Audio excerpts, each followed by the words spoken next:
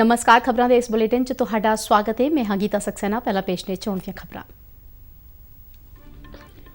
प्रधानमंत्री नरेंद्र मोदी ने कहा है कि देश समाजिक न्याय राਹੀਂ समाज के हरेक वर्ग ਨੂੰ बराबर मौके दे के अगां वध सकता है।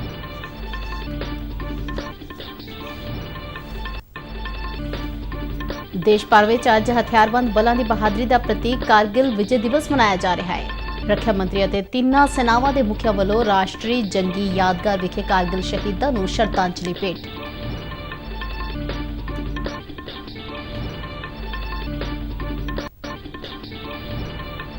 केंद्र सरकार ने स्पष्ट किया है कि ताजे ते पैस्चराइज्ड दुध नूं वस्तु ते सेवा कर तो छूट दी गई है। केंद्र सरकार वालों प्रधानमंत्री आवास योजना शहरी तहत हुण 1 करोड़ 22 लाख घर बनाउण दी मंजूरी।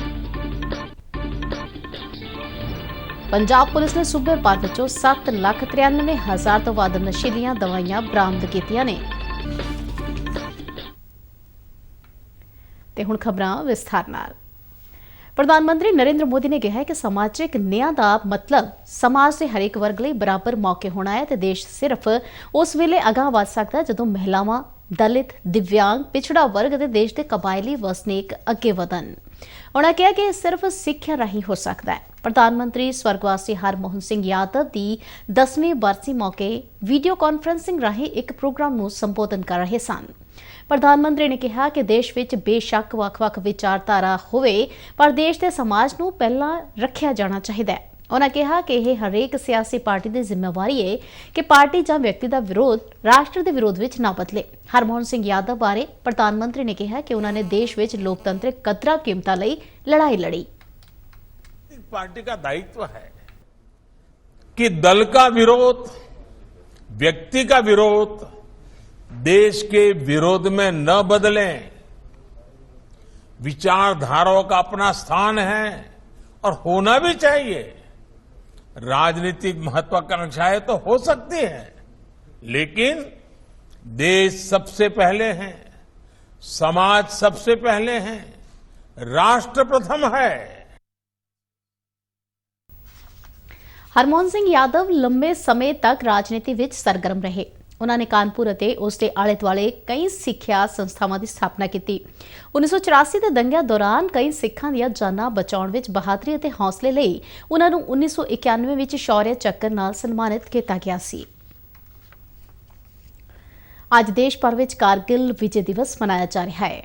जिक्रयोग है कि भारतीय फौज ने 1999 विच साडी खेतरी अखंडता नूं खतरे विच पा रहे पाकिस्तानी घुसपैठियां नूं खदेड़न लई कारगिल जिले के दरास, काकसर, बटालिक अते तुरतुक सैक्टरां दे विच 12,000 फुट तो उपर की उचाई ते वड्डियां लड़ाइयां लड़ियां अते अंत विच जित प्राप्त की।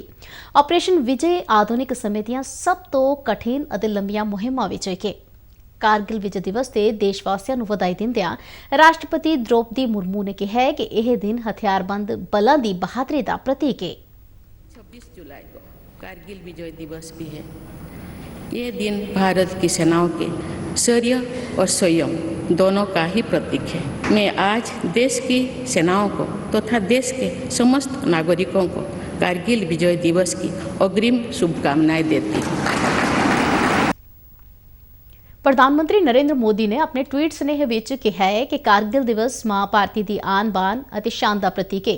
वह इस मौके पर मातभूमि की रखिया लई बहादुरी का प्रदर्शन करने वाले देश के सारे बहादुर सपूतां नूं सलाम करते हैं जिन्हां ने आखिरी साह तक भारत लई लड़ाई लड़ी। उन्होंने कहा कि इन्हां बहादुरां दी वीरता भरे बलिदान सानूं प्रेरित करते हैं। रक्षा मंत्री राजनाथ सिंह ने नवी दिल्ली स्थित राष्ट्रीय जंगी यादगार ते कारगिल की लड़ाई दौरान जाना वारण वाले शहीदों को श्रद्धांजलि भेंट की। इस दौरान थल सेना, जल सेना ते हवाई सेना के मुखिया ने भी शहीदी यादगार ते शरधा के फुल भेंट किए।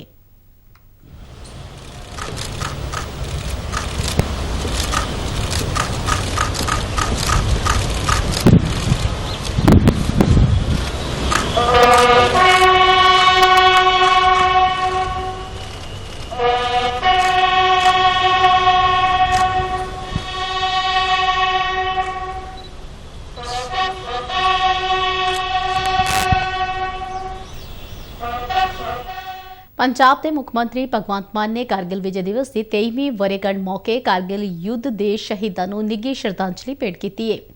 कारगिल विजय दिवस के संबंध में दराज विखे अज विशेष श्रद्धांजलि समागम का आयोजन किया गया है। केंद्र सरकार ने स्पष्ट किया है कि ताज़े ते पैस्चराइज्ड दुध नूं वस्तु ते सेवा कर तो छूट दी गई है। इस तो इलावा दही, लस्सी, मक्खण अते पनीर वर्गे दुध तो बने उत्पादां नूं भी GST तो छूट मिलेगी जेकर यह पहलां तो पैक अते लेबल किए उत्पादां तो इलावा किसी होर रूप दे विच बेचे जाते हैं। केंद्रीय वित्त मंत्री निर्मला सीतारमन ने कल लोक सभा में एक लिखती सवाल का जवाब देंदियां कहा कि दही, लस्सी, मक्खण, पनीर उत्ते 5% का मामूली वस्तु ते सेवा कर उदों लागू हुंदा है जदों ओह पहलां तो पैक अते लेबल किए रूप दे विच बेचे जाते हैं। इस तो इलावा संघणे दुध, मक्खण, घिओ अते पनीर ते 12% GST लागू हुंदा है। उन्होंने कहा कि GST छोटां अते दरां सारे सूबਿਆਂ ਦੇ ਵਿੱਚ ਇੱਕ समान लागू ਹੁੰਦੀਆਂ ਨੇ। केंद्र सरकार ने प्रधानमंत्री आवास योजना शहरी तहत हुण तक 1 करोड़ 22 लाख घर बनाउण दी मंजूरी दित्ती है। यह योजना 2015 ਵਿੱਚ लॉन्च की गई सी जिसका मकसद सारिਆਂ ਦੇ ਲਈ घर की दृष्टि तहत शहरी लाभपात्रियों ਨੂੰ पक्के मकान मुहैया कराउणा है। मकान उसारी ते शहरी मामलों बारे राज मंत्री कौशल किशोर ने यह जानकारी राज्य सभा में एक लिखती जवाब में दी है। उन्हें कहा कि इस योजना तहत बनाए जाने वाले मकानों की मंजूरी विचों 1 करोड़ 2 लाख घरां दी उसारी नूं जमीन ते उतारिया गया है। मंत्री ने दस्सिया कि करीब 61 लाख घर मुकम्मल हो चुके हैं ते लाभपात्रियों नूं सौंपे जा चुके हैं। देश विच लगभग 50,000 सिक्ख्या संस्थावां विचों 20% ने भी रस्मी मानता नहीं लई।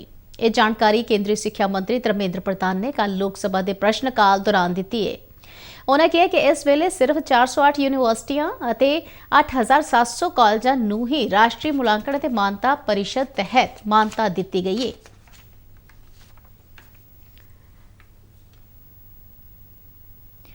केंद्र सरकार ने तीनों फौजां विच अग्निपथ योजना तहत अग्निवीरां दी भर्ती का ऐलान किया है।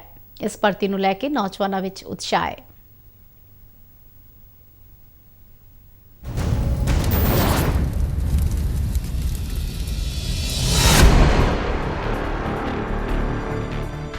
ਧੜਕਦੀ ਏ ਅੱਗ ਦਿਲਾਂ ਵਿੱਚ ਦੇਸ਼ ਦੀ ਰੱਖਿਆ ਦੀ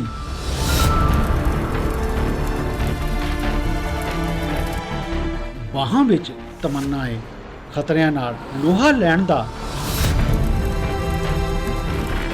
ਰੋਮਾਂਚ ਦੌੜਦਾ ਰਗ ਰਗ ਵਿੱਚ ਤੇਰੇ ਇਸ ਖੇਲ ਵਿੱਚ ਨਹੀਂ ਤੇਰਾ ਕੋਈ ਸਾਨੀ ਜਵਾਨ ਹੈ ਤੂੰ देश दी जान है तू ये मौका है अपने अते अपने लिए एक मान नाल भरिया सुनहरी भविख बनाउण दा।